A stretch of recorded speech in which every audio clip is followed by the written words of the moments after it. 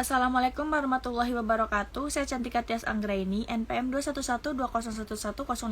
Di sini saya ingin mempresentasikan tentang mata kuliah Ekonomi dan Bisnis. Materinya itu tentang penggabungan perusahaan. Penggabungan perusahaan itu menginginkan dan selalu berusaha agar dapat berkembang. Untuk mengembangkan perusahaan dapat dilakukan dengan dua cara, yaitu eksternal dan internal. Dalam pengembangan internal ini hanya melibatkan unit-unit yang berada di dalam organisasi perusahaan itu. Contohnya mengembangkan atau menambah jenis produk baru, membuka daerah pemasaran baru, dan mengembangkan proses produksi baru. Bentuk-bentuk penggabungan usaha yaitu merger, konsolidasi, dan afiliasi. Selanjutnya, ini contoh penggabungan merger dan ini contoh penggabungan konsolidasi. Dan berikutnya ini adalah contoh dari penggabungan afiliasi, gambaran dari tiga penggabungan tersebut. Penggolongan penggabungan usaha yaitu ada tiga. Pertama, penggabungan vertikal, kedua, penggabungan horizontal, dan yang ketiga, penggabungan konglomerasi. Penggabungan vertikal terjadi apabila perusahaan yang melakukan penggabungan badan usaha tersebut mempunyai kegiatan yang berbeda, akan tetapi saling berhubungan, yaitu sebagai rekan dan pelanggan. Kalau penggabungan horizontal, yaitu terjadi apabila perusahaan yang melakukan pengembangan badan usaha tersebut mempunyai usaha yang sama. Kalau perusahaan konglomerasi, yaitu penggabungan ini dapat berbentuk penggabungan vertikal maupun horizontal. Selanjutnya, masalah dalam penggabungan usaha.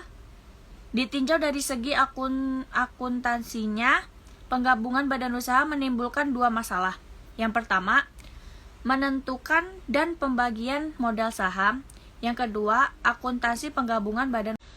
Masalah dalam penggabungan usaha yaitu dari penentuan dan pembagian modal saham. Untuk menentukan jenis modal saham yang akan diterbitkan, sebaiknya memperhatikan tingkat keuntungan masing-masing perusahaan yang melakukan gabungan badan usaha. Tingkat keuntungan masing-masing perusahaan ini ada dua kemungkinan. Yang pertama, tingkat keuntungan relatif sama. Yang kedua, tingkat keuntungan relatif berbeda.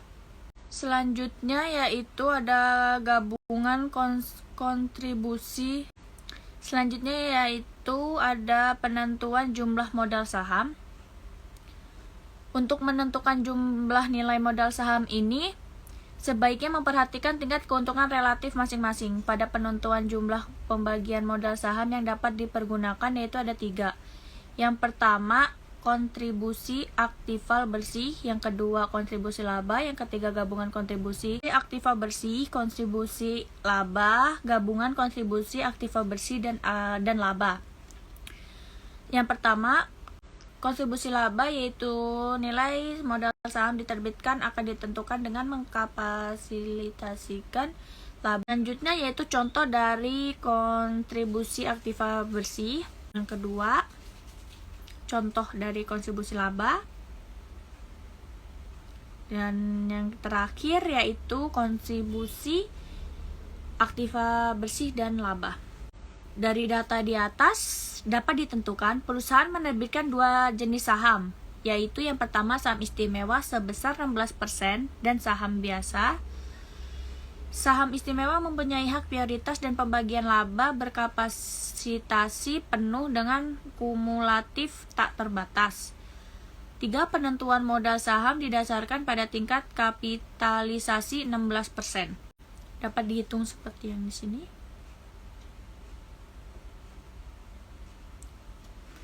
Selanjutnya yaitu akuntansi penggabungan badan usaha.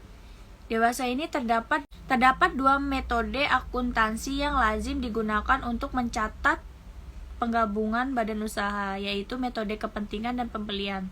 Kedua metode ini memang bukan merupakan metode alternatif, Jadi pemilihannya harus didasarkan pada hakikat dan dari penggabungan badan usaha tersebut. Metode kepentingan apabila dipakai, penggabungan merupakan menyatukan pemilikan dari dua perusahaan atau lebih. Jika tidak terjadi perusahaan di dalam dasar pertanggungjawaban, aktiva, hutang, dan modal akan tetap dicatat sebesar nilai bukunya. Modal saham, agio saham, laba saham. Contohnya, metode pembelian. Metode pembelian ini dipakai jika syarat-syarat penggunaan metode falling off interest tidak dipenuhi. Aktiva, hutang, dan modal akan dicatat berdasarkan harga perolehannya mencerminkan nilai wajar. Apabila jumlah yang dibayar melebihi nilai wajar atas aktiva bersih, maka kelebihannya akan diperoleh sebagai goodwill. Sekian penjelasan dari PPT saya yang telah saya buat tentang penggabungan perusahaan. Apabila ada kata yang kurang jelas dan apabila ada salah kata, saya mohon maaf. Sekian dari saya. Wassalamualaikum warahmatullahi wabarakatuh.